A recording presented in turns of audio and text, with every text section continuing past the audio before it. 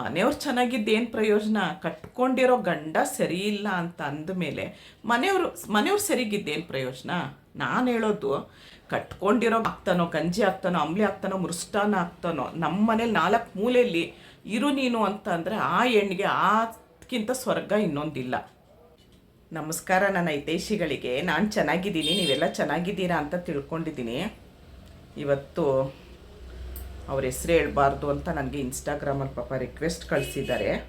ನಾನು ಎಲ್ಲರೂ ನನಗೆ ನಂಬರ್ ಕೊಡಿ, ನಾನು ನಿಮ್ಮ ಹತ್ರ ಕತೆ ಹೇಳಬೇಕು, ನನ್ನ ಸ್ಟೋರಿ ಹೇಳಬೇಕು, ನನ್ನ ಸ್ಟೋರಿನ ನೀವು ವಿಡಿಯೋದಲ್ಲಿ ಹೇಳಿ 4 ಜನಕ್ಕೆ ಉಪಯೋಗ ಆಗುತ್ತೆ ಅಂತ ಹೇಳ್ತಾಯಿದ್ರು. ನನಗೆ ನಂಬರ್ ಕೊಡಿ ಅಂತಿದ್ರು. ಯಾಕಂದರೆ ಲೈವಲ್ಲಾಗಲಿ ಮತ್ತು ಯಾವುದ್ರಲ್ಲೂ ನಂಬರ್ ಕೊಡೋಕ್ಕಾಗಲ್ಲ ಅಲ್ವಾ, ತೊಂದರೆ ಆಗುತ್ತೆ, ನಿಮ್ಗೆಲ್ರಿಗೂ ಗೊತ್ತು ಅದು. ಅದಕ್ಕೋಸ್ಕರ ನಾನೇನು ಮಾಡಿದೆ, ಅವ್ರಿಗೆ ಇನ್ಸ್ಟಾಗ್ರಾಮ್ ಐ ಡಿ ಕೊಟ್ಟಿದ್ದೆ. ಹೇಳಿದ್ದೀನಿ ಎಲ್ರಿಗೂ, ಇನ್ಸ್ಟಾಗ್ರಾಮ್ ಐ ಡಿಲಿ ಸ್ಟೋರಿ ಹೇಳಿ ನಾನು ಅದನ್ನು ಹೇಳ್ತೀನಿ ಅಂದೆ. ಅವರು ನನ್ನ ಹೆಸರೇ ಹೇಳಬೇಡಿ, ಯಾಕಂದರೆ ಯಾರಿಗಾದ್ರೂ ಗೊತ್ತಾಗ್ಬೋದು, ನಮ್ಮ ಕಡೆಯವ್ರು ಯಾರಾದರೂ ನೋಡಿದ್ರೆ. ನಂದು 50 ವರ್ಷದೊಂದು ವೀಡಿಯೋ ಹಾಕಿದ್ದೀನಲ್ಲ, ಅದು ಅವ್ರ ಕಡೆಯವ್ರಿಗೆಲ್ರಿಗೂ ಶೇರ್ ಮಾಡಿದ್ದಾರಂತೆ ಅವರು. ಹಾಗಾಗಿ ನನ್ನ ಹೆಸರು ಗೊತ್ತಾಗ್ಬೋದು, ದಯವಿಟ್ಟು ನನ್ನ ಹೆಸರು ಹೇಳಬೇಡಿ ಅಂತ ಅಂದಿದ್ದಾರೆ. ಹಾಗಾಗಿ ಅವ್ರ ಹೆಸರನ್ನ ನಾನು ಮುಚ್ಚಿಟ್ಟಿದ್ದೀನಿ. ಯಾರೂ ಬೇಜಾರು ಮಾಡ್ಕೊಬೇಡಿ. ಏನು ಹೆಸ್ರು ಹೇಳಿದ್ರೂ ತಪ್ಪಾಗುತ್ತೆ.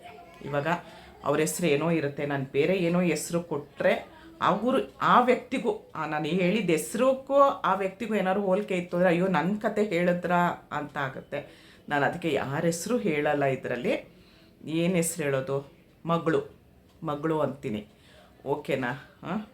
ಯಾಕಂದರೆ ಅವ್ರು ನನಗೆ ಅಮ್ಮ ಅಂತ ಹೇಳಿ ನನಗೆ ಬರೆದಿದ್ದಾರೆ ಇನ್ಸ್ಟಾಗ್ರಾಮಲ್ಲಿ. ನಾನು ಅದನ್ನು ಓದ್ಕೊಂಡು, ಅವ್ರು ಬರ್ದಂಗೆ ಓದ್ಕೊಂಡು ಹೋದರೆ ಅದು ಬುಕ್ಕಲ್ಲಿ ಓದ್ದಂಗೆ ಆಗುತ್ತೆ, ಭಾವನೆಗಳು ಬರಲ್ಲ. ಹಾಗಾಗಿ ನಾನು ಓದಿರೋದನ್ನ ನಾನು ನಿಮ್ಗೆ ಹೇಳ್ತೀನಿ ಹೇಗೆ ಅಂತೇಳಿ. ನನಗೆ ಕೇಳಿ ಬೇಜಾರಾಯಿತು, ನಾನು ಅಳಬಾರ್ದು ಇನ್ಮೇಲೆ ಅಂತ ಅಂದ್ಕೊಂಡಿದ್ದೀನಿ. ಆದರೂ ನನಗೆ ಸ್ಟೋರಿ ಕೇಳಿದಾಗ ಕಣ್ಣಲ್ಲಿ ನೀರು ಬರುತ್ತೆ. ಇರಲಿ, ಮಗಳಿಗೆ ನಾನು ಹೇಳ್ತಿರೋದು ಆ ವ್ಯಕ್ತಿ, ಆ ಯಂಗ್ಸ್ ಹೆಸರು. ಮಗಳಂದರೆ ಪುಟ್ಟದಲ್ಲ, ಅದು ಅವರಲ್ಲ, ಅವರು ದೊಡ್ಡವರು, ಮದುವೆ ಆಗಿ ಮಕ್ಕಳು ಎಲ್ಲ ನನ್ನ ಏಜ್ ಅವ್ರಿಗೆ. ಹಾಗಾಗಿ ಅವ್ರನ್ನ ನನ್ನ ಮಗಳು ಅಂತ ಕರಿತಾ ಇದ್ದೀನಿ, ಹೆಸರಿಟ್ಟು ಕರಿತಾ ಇಲ್ಲ, ಅದು ನಿಮಗೆ ಗೊತ್ತು. ಮಗಳಿಗೆ 16 ವರ್ಷಕ್ಕೆ ಮದುವೆ ಮಾಡಿದ್ರಂತೆ. 16 ವರ್ಷಕ್ಕೆ ಮದುವೆ ಮಾಡಿದ್ರೆ ಖುಷಿಯಾಗಿ 108 ಕನ್ಸ್ಕೊಂಡಿದ್ರಂತೆ ಅವರು. ನನ್ನ ಮದುವೆ ಹಾಗಾಗಬೇಕು, ನನ್ನ ಮದುವೆ ಹೀಗಾಗಬೇಕು ಅಂತ. ನೋಡಿರ್ತಾರಲ್ವ, ಸಾಮಾನ್ಯ ಅದು. ಆವಾಗ 50 ವರ್ಷದ ಹಿಂದೆ ಅಂದ್ರೂ ಅವ್ರಿಗೆ ಮನಸ್ಸಿದ್ದೇ ಇರುತ್ತೆ, ಭಾವನೆಗಳಿದ್ದೇ ಇರುತ್ತಲ್ವ. ಅವ್ರಿಗೆ 48 ವರ್ಷ ಅಂತೆ ಅವ್ರಿಗೆ. ಅವರು ತುಂಬ ಆಸೆ ಇಟ್ಕೊಂಡಿದ್ರಂತೆ ಮದುವೆ ಬಗ್ಗೆ. ಕೊನೆಗೆ ಅಪ್ಪ ಅಮ್ಮ ತೋರಿಸಿದ ಹುಡುಗನ್ನೇ ಮದುವೆ ಆದ್ರಂತೆ. ಮದುವೆ ಆಗಿ 1 ವರ್ಷ ತುಂಬ ಸುಖವಾಗಿತ್ತಂತೆ ಅವ್ರ ಸಂಸಾರ. ತುಂಬ ಸುಖವಾಗಿತ್ತಂತೆ. ಅವರು ಮದುವೆ ಆಗಿ 3 ತಿಂಗಳಿಗೆ ಪ್ರೆಗ್ನೆಂಟ್ ಆಗೋದ್ರಂತೆ. ಗಂಡ ಅನ್ನಿಸ್ಕೊಂಡಿರೋರು ಕುಡ್ತಾ ಮತ್ತು ರೇಸು ಎಲ್ಲ ಚಟನೂ ಇತ್ತಂತೆ ಅವ್ರಿಗೆ. ಒಂದೊಂದೇ ಗೊತ್ತಾಗ್ತಾ ಬಂತಂತೆ. ಗೊತ್ತಾಗೋ ಅಷ್ಟೊತ್ತಿಗೆ ಇವ್ರಿಗೆ ಇನ್ನೊಂದು ಮಗು ಪ್ರೆಗ್ನೆಂಟ್ ಆಗೋಗಿದ್ರಂತೆ. ಸರಿ, ಇದಾದರೂ ಗಂಡು ಮಗು ಬೇಕು ಅಂತ ಅವ್ರ ಮನೆ ಕಡೆ ಎಲ್ಲ ಒತ್ತಾಯ ಅಂತೆ. ಯಾವುದೋ ಹಳ್ಳಿ ಹೇಳಿದ್ದಾರೆ ಅವರು, ಒತ್ತಾಯ ಅಂತೆ ಇದ್ದೇ ಇರುತ್ತೆ. ಈಗಲೇ ಗಂಡು ಮಗು ಬೇಕು ಅಂತಿರ್ತಾರೆ, ಮತ್ತು 50 ವರ್ಷದಿಂದ ಗಂಡು ಮಗು ಬೇಕು ಅಂತ ಇರುತ್ತಲ್ವ, ಒತ್ತಾಯ ಅಂತೆ. ಕೊನೆಗೆ ಎಲ್ಲ ದೇವ್ರಿಗೂ ಹರಕೆ ಮಾಡ್ಕೊಂಡ್ರಂತೆ, ಎಲ್ಲ ರೀತಿಲೂ. ಆದರೂ ಅದು ಹೆಣ್ಮಗು ಆಗೋಯ್ತಂತೆ ಅವ್ರಿಗೆ. 2ನೇದು ಹೆಣ್ಮಗು ಆಯ್ತಂತೆ. ಮನೆಯವ್ರು ಮಾತ್ರ ಒತ್ತಾಯ ಬಿಡಲೇ ಇಲ್ವಂತಿಲ್ಲ, ಗಂಡು ಮಗು ಬೇಕೇ ಬೇಕು ಅಂತ. ಮಾತಾಡೋಂಗಿಲ್ಲ ಅವ್ರಿಗೆ, ಮಗಳಿಗೆ ಮಾತಾಡೋಂಗಿಲ್ಲ. ಯಾಕೆ ಅಂತ ಅಂದರೆ ಎಲ್ಲ ಹೇಳ್ಬಿಡ್ಬೇಕು. ನಿಮ್ಮ ಮಗ ಅವ್ರ ಅತ್ತೆ ಹತ್ರ, ನಿಮ್ಮ ಮಗ ಹೀಗೆ ಮಾಡ್ತಾನೆ, ನಾನು ಏನಕ್ಕೆ ಗಂಡು ಮಗು ಇರಬೇಕು, ನಾನು ಯಾವ ವಂಶ ಅಂತ ನಿಮ್ದು ಇರಬೇಕು, ನಿಮ್ಮ ಮಗ ಏನು ರಾಜನ, ನಮ್ಮ ವಂಶ ಬೆಳೆಯೋದಕ್ಕೆ ಅಂತ ಹೇಳ್ಬಿಡ್ಬೇಕು ಅಂತ ಈ ಮಗಳಿಗೆ ಎಲ್ಲ ಅಂತೆ. ಆದರೆ ಹೇಳೋದಕ್ಕೆ ಬಾಯಿಲ್ಲ. ಇವಾಗಾದರೆ ಹೆಣ್ಮಕ್ಳಿಗೆ ಧೈರ್ಯ ಇದೆ, ತುಂಬ ಧೈರ್ಯ ಇದೆ ಇವಾಗ ಹೆಣ್ಮಕ್ಳಿಗೆ. ಆವಾಗ ಹೆಣ್ಮಕ್ಳಿಗೆ ಎಲ್ಲಿ ಧೈರ್ಯ ಇತ್ತು? ಅವರು ಪಾಪ ನಿಜವಾಗ್ಲೂ ನಾನು ಬರಿಬೇಕಾದ್ರೆ ಹತ್ಕೊಂಡೇ ಬರ್ತಿದ್ದೀನಿ ನಾನು ಅಂತ ಹೇಳಿದ್ರು ಅವರು. ದಯವಿಟ್ಟು ನಾನು ನಿಮ್ಮ ಸ್ಟೋರಿ ಹೇಳ್ತಾ ಇದ್ದೀನಿ, 4 ಜನಕ್ಕೆ ಉಪಯೋಗ ಆಗಲಿ ಅಂತ ಹೇಳ್ತಾ ಇದ್ದೀನಿ. ಆಮೇಲೆ ಹೇಳ್ಬಿಡ್ಬೇಕು ಅಂತ ಅಂದ್ಕೊಂಡ್ರಂತೆ. ಆಮೇಲೆ ಹೇಳೋಷ್ಟು ಧೈರ್ಯ ಇಲ್ವಂತೆ ಅವ್ರಿಗೆ. ಕೊನೆಗಾಯಿತು, 2 ಮಗು ಆಯ್ತಂತೆ. ಮನೆಯವ್ರ ಬಲವಂತಕ್ಕೆ 3ನೇ ಮಗು, ಅದೇನೋ ಅವರು ದೇವರೋ ಇವ್ರ ಕಡೆ ಇದ್ರೋ ಏನೋ ಗೊತ್ತಿಲ್ಲ, 3ನೇದು ಗಂಡು ಮಗು ಆಯ್ತಂತೆ ಅವ್ರಿಗೆ. 3ನೇದು ಗಂಡು ಮಗು ಆಯಿತು. ಅವಾಗ ಸ್ವಲ್ಪ ಮನೆಯವರೆಲ್ಲ ಖುಷಿ ಅಂತೆ, ಮನೆಯವರೆಲ್ಲ ಚೆನ್ನಾಗಿದ್ರಂತೆ. ಮನೆಯವ್ರು ಚೆನ್ನಾಗಿದ್ದೇನು ಪ್ರಯೋಜನ? ಕಟ್ಕೊಂಡಿರೋ ಗಂಡ ಸರಿ ಇಲ್ಲ ಅಂತ ಅಂದಮೇಲೆ ಮನೆಯವ್ರು ಸರಿಗಿದ್ದೇನು ಪ್ರಯೋಜನ?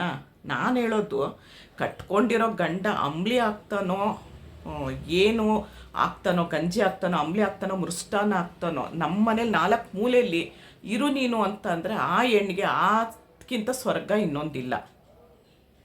ನಾನು ಹೇಳೋದು ಅದನ್ನು ಬಿಟ್ಬಿಟ್ಟು ಈ ಗಂಡನೇ ಸರಿ ಇಲ್ಲ ಅಂದರೆ ಮನೆಯವ್ರನ್ನ ಕಟ್ಕೊಂಡು ಏನು ಮಾಡುತ್ತೆ ಪಾಪ ಮಗಳು? ಆಮೇಲೆ ಮಕ್ಕಳು ಬೆಳೆದ್ರು, ಅವನಿಗೆ ಎಲ್ಲ ಚಟನೂ ಇತ್ತು, ಅವನ ಅರ್ಧದಲ್ಲೇ ಸತ್ತೋದ್ನಂತೆ. ಏನೋ ಕಾಯಿಲೆ ಬಂದು ಸತ್ತೋದ್ನಂತೆ, ಏನು ಕಾಯಿಲೆ ಅಂತ ಅವ್ರು ಹೇಳಿಲ್ಲ, ಸತ್ತೋದ್ನಂತೆ ಅವನು. ಆಮೇಲೆ ಮಕ್ಕಳನ್ನ ಬೆಳೆಸೋದಕ್ಕೆ ಅವ್ನು ಸತ್ತ ಮೇಲೆ ಅವ್ರ ಮೈದಿರೆಲ್ಲ ತುಂಬ ಮೋಸ ಮಾಡಿದ್ರಂತೆ ಇವ್ರಿಗೆ. ಆಸ್ತಿ ಕೊಡದೆ ಮಾಡದೆ ಹೊರಗಡೆ ಹಾಕಿದ್ರಂತೆ. ಬಂದಿದ್ದ ಆಸ್ತಿನ ಮಕ್ಕಳನ್ನ ಓದಿಸೋದಕ್ಕೆ ಮಾಡೋದಕ್ಕೆ ಏನೋ ಪಾಪ ಇದ್ದಿದ್ದೆಲ್ಲ ಕರ್ಗೋಗಿ ಗಾರ್ಮೆಂಟ್ಸ್ ಅಂತೆ ಅಲ್ಲಿ ಇಲ್ಲಿ ಕೆಲ್ಸಕ್ಕೆ ಹೋಗಿ ಪಾಪ ಹೊಲ್ದು ಹಗಲು ರಾತ್ರಿ ಹೊಲ್ದು ಇವಾಗ ಅವ್ರಿಗೆ ಎದ್ದಾಳಕ್ಕಾಗ್ತಾ ಇಲ್ವಂತೆ ಬೆನ್ನೋವಿಗೆ. ಅವ್ರು ಅವಾಗಿಂದ ಕೆಲಸ ಮಾಡಿ ಮಾಡಿ ಮಾಡಿ ಹೊಲ್ದು ಬೆನ್ನೋಗೆ ಎದ್ದಳಕ್ಕಾಗ್ತಾ ಇಲ್ವಂತೆ ಅವ್ರಿಗೆ. ಎತ್ತಿ ಸ್ಟ್ರೈಟಾಗಿ ನಿಂತ್ಕೊಳ್ಳೋಕ್ಕಾಗ್ತಾ ಇಲ್ವಂತೆ ಅವ್ರಿಗೆ. ಹಿಂಗೆ ಬಕ್ಕೊಂಡು ನಡೀತಾರಂತೆ.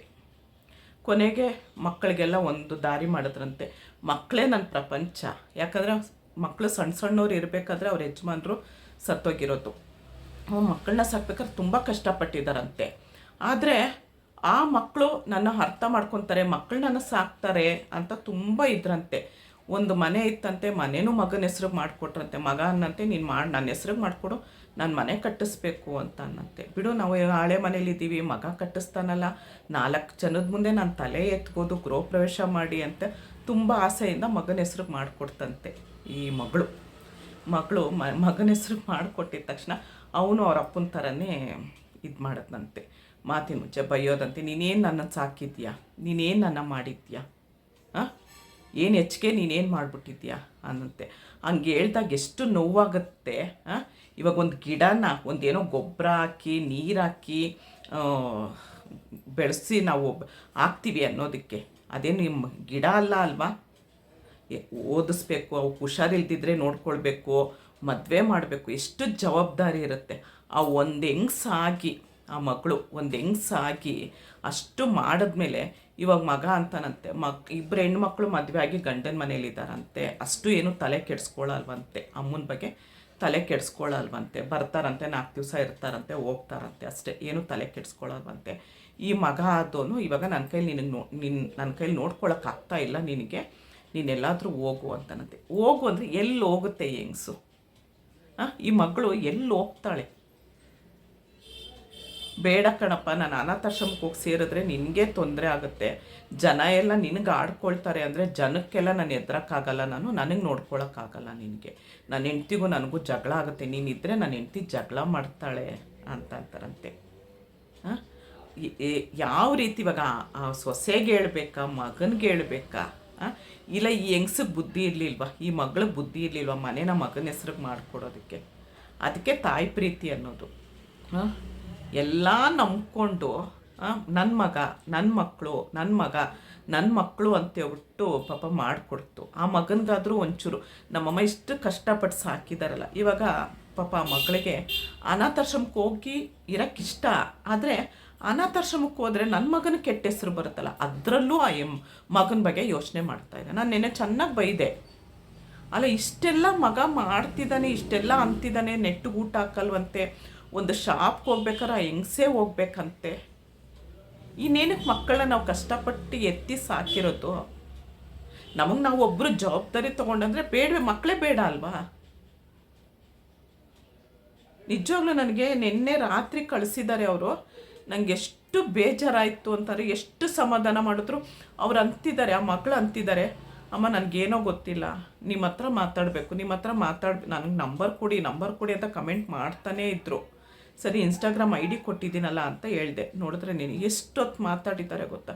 ನಾನು ಇವತ್ತು ಸಮಾಧಾನವಾಗಿ ನೆಮ್ಮದಿಯಾಗಿ ಮಲ್ಕೊಳ್ತೀನಿ ಅಂತ ಅಂದರು.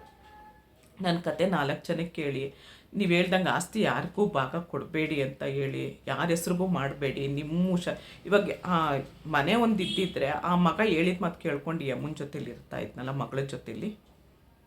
ಇವಾಗ ಹೋಗು ಅಂದರೆ ಅನಾಥಾಶ್ರಮಕ್ಕೆ ಹೋಗೋಕ್ಕೆ ಅಲ್ಲೂ ಸ್ವಲ್ಪ ದುಡ್ಡು ಕೊಡಬೇಕು ಅಲ್ವಾ? ದುಡ್ಡು ಕೊಟ್ಟರೆ ಚೆನ್ನಾಗಿ ನೋಡ್ಕೊಳ್ತಾರೆ. ಆ ಥರ ಅನಾಥಾಶ್ರಮಕ್ಕೆ ಹೋಗೋದಕ್ಕೆ ಇವರು ನನಗೆ ಆ ಥರ ಏನೂ ದಿಕ್ಕಿಲ್ಲದೆ, ನನಗೆ ಯಾರೂ ಇಲ್ಲದೆ ನಾನು ಹೋಗೋಕ್ಕೆ ಸರಿ ಆಗಲ್ಲ.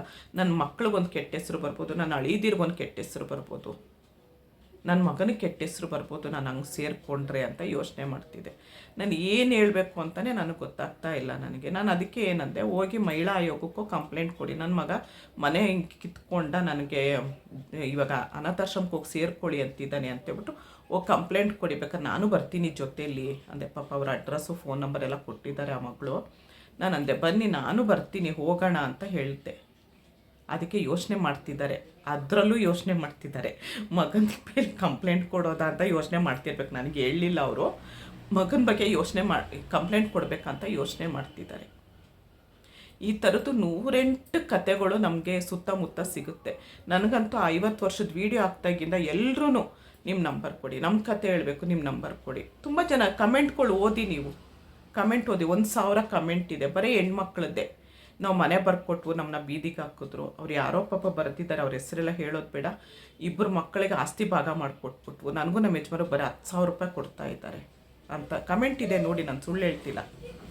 10,000 ರೂಪಾಯಲ್ಲಿ BP ಶುಗರ್ ಏನಾದರೂ ಇತ್ತು ಅಂದರೆ ಆ ಮಾತ್ರೆಗೆ ಎಷ್ಟೊಂದು ಆಗೋಗುತ್ತೆ. ಇನ್ನೇನು ಇವ್ರು ಖರ್ಚಿಗೆ ಇಟ್ಕೊಳ್ತಾರೆ. ನಂಗೆ ನಿಜವಾಗ್ಲೂ ನಾನು 50 ವರ್ಷದ ವೀಡಿಯೋ ಹಾಕಿದ್ದಕ್ಕೂ ಮೊದಲೇ ನನ್ನ ತಲೆನೇ ನನಗೆ ಟೆನ್ಷನ್ನು. ಅಂಥದ್ರಲ್ಲಿ ಇದ್ದು ಪಾಪ ಈ ಥರನೂ ಒಬ್ರೊಬ್ರು ಜನ ಇರ್ತಾರಲ್ಲ, ಎಷ್ಟು ದುಃಖದಲ್ಲಿ ಇರ್ತಾರೆ ಹೆಣ್ಮಕ್ಳು. ಇವಾಗ ಅವ್ರ ಗಂಡ ಅನ್ಸ್ಕೊಂಡಿರೋರು ಅವರು ಶೋಕಿಗೆ ಕುಡಿದ್ರು ಮಾಡಿದ್ರು ಹೋದ್ರು. ಆ ಮಕ್ಳು ಅನ್ಸ್ಕೊಂಡಿರೋರಾದರೂ ಅಮ್ಮನ್ನ ಒಂದು ಬೆಲೆ ಕೊಟ್ಟು ನಮ್ಮಮ್ಮ ಇಷ್ಟು ಕಷ್ಟಪಟ್ಟಿದ್ದಾರೆ ಅಂತ ನೋಡ್ಕೊಳ್ಬೇಕಲ್ವ. ಏನು ಮಾಡ್ತಾರೆ ಅಂತ ಗೊತ್ತಿಲ್ಲ. ನನಗನ್ಸೋ ಪ್ರಕಾರ 100% ಆ ಮಗಳು ಕಂಪ್ಲೇಂಟ್ ಕೊಡೋಕ್ಕೆ ಮಹಿಳಾ ಆಯೋಗಕ್ಕೆ ನನ್ನ ಜೊತೆಲಿ ಬರಲ್ಲ ನನಗನ್ಸೋ ಪ್ರಕಾರ. ಯಾಕಂದರೆ ಹೆಸರು ಹೇಳಬೇಡಿ ಅಂದರು, ಅದಕ್ಕೋಸ್ಕರ ನಾನು ಹೆಸರು ಹೇಳಲಿಲ್ಲ, ಏನೂ ಇಲ್ಲ. ಈ ಕತೆಗೆ ಏನು ಹೇಳ್ತೀರಾ ಅಂತ ದಯವಿಟ್ಟು ಕಮೆಂಟಲ್ಲಿ ಹೇಳಿ. ಮತ್ತು ನಂದು ಒಂದೇ ಒಂದು ರಿಕ್ವೆಸ್ಟು, ಯಾರ್ಯಾರು ಯಾವ್ಯಾವ ಊರಿಂದ ನೋಡ್ತಾ ಇದ್ದೀರಾ ಅಂತ ನನಗೆ ಕಮೆಂಟಲ್ಲಿ ಹೇಳಿ. ಯಾಕಂದರೆ ನನ್ನ ವಿಡಿಯೋ ಯಾವ್ಯಾವ ಊರಿಂದ ನೋಡ್ತಿದ್ದಾರೆ ಅಂತ ನನಗೆ ಗೊತ್ತಾಗುತ್ತೆ. ಆ ಮಗಳಿಗೆ ಏನು ಮಾಡಬೇಕು ಅಂತ ಹೇಳ್ತೀರಾ ಕಮೆಂಟಲ್ಲಿ ಹೇಳಿ. ನೋಡೋಣ ಆ ಮಗಳು ಏನು ಯೋಚನೆ ಮಾಡ್ತಾರೆ ಅಂತ ಗೊತ್ತಿಲ್ಲ. ಇಷ್ಟೊತ್ತು ನನಗೆ ತುಂಬ ಬೇಜಾರಾಯಿತು. ಅದಕ್ಕೆ ನಾನು ಹಿಂಗೆ ಹೇಳಿದ್ದೀನಿ, ಈ ಥರ ವೀಡಿಯೋಗಳು ಹಾಕಿದ್ರೆ ನಿಮ್ಗೆ ಏನು ಮಾಡಬೇಕು, ನಾವು ಯಾವ ರೀತಿ ಇರಬೇಕು ಅನ್ನೋದು ಗೊತ್ತಾಗುತ್ತೆ. ಅದಕ್ಕೋಸ್ಕರ ನಾನು ಯಾರಾದರೂ ದಯವಿಟ್ಟು ನಿಮ್ದು ಏನಾದರೂ ವೀಡಿಯೋ ಇದ್ದರೆ 4 ಜನಕ್ಕೆ ಯೂಸ್ ಆಗುತ್ತೆ, 4 ಜನಕ್ಕೆ ಗೊತ್ತಾಗುತ್ತೆ ಅನ್ನೋದಾದರೆ ದಯವಿಟ್ಟು 4 ಜನಕ್ಕೆ ಉಪಯೋಗ ಆಗುತ್ತೆ ಅನ್ನೋ ವೀಡಿಯೋ ಏನಾದ್ರು ಇತ್ತು ಅಂದರೆ ದಯವಿಟ್ಟು ನನಗೆ ಇನ್ಸ್ಟಾಗ್ರಾಮಿಗೆ ಕಳಿಸಿ. ನಾನು ಖಂಡಿತ ಹೇಳ್ತೀನಿ, ಆವಾಗ 4 ಜನಕ್ಕೆ ಗೊತ್ತಾಗುತ್ತೆ, ಎಚ್ಚೆತ್ಕೊಳ್ತಾರೆ. ನೋಡಿ ಇವ್ರು ಹೇಳಿದ್ರು ನನಗೆ, ಮುಂಚೆನೇ ನಿಮ್ಮ ವೀಡಿಯೋ ನೋಡಿದರೆ ನಾನು ನಿಜವಾಗ್ಲೂ ಆಸ್ತಿ ಬರೆದು ಕೊಡ್ತಾ ಇರಲಿಲ್ಲ. ನಾನು ಬರೀ ಯೂಟ್ಯೂಬಲ್ಲಿ ಅಡುಗೆ ನೋಡ್ತಾ ಇದ್ದೆ, ನಾನು ಬರೀ ಅಡುಗೆದು ನೋಡ್ತಾ ಇದ್ದೆ. ಯಾಕಂದರೆ ಮಗನಿಗೆ ರುಚಿ ರುಚಿಯಾಗಿ ಮಾಡಿ ಹಾಕೋದಕ್ಕೆ ಅಡುಗೆ ನೋಡ್ತಿದ್ದೆ ಅಂತ ಅಂದರು. ಇರಲಿ, ಯಾರಾದರೂ ಏನಾದರೂ ನಿಮ್ಮದು ಕತೆ ಇದ್ದರೆ ಹೇಳಿ, ನನ್ನ ಹೆಸರು ಹೇಳಲ್ಲ, ನನಗೆ ಮಾತ್ರ ಗೊತ್ತಿರುತ್ತೆ, ಆಯಿತಾ? ಇಷ್ಟೊತ್ತು ಈ ವಿಡಿಯೋ ನೋಡೋದಕ್ಕೆ ತುಂಬ ಧನ್ಯವಾದಗಳು.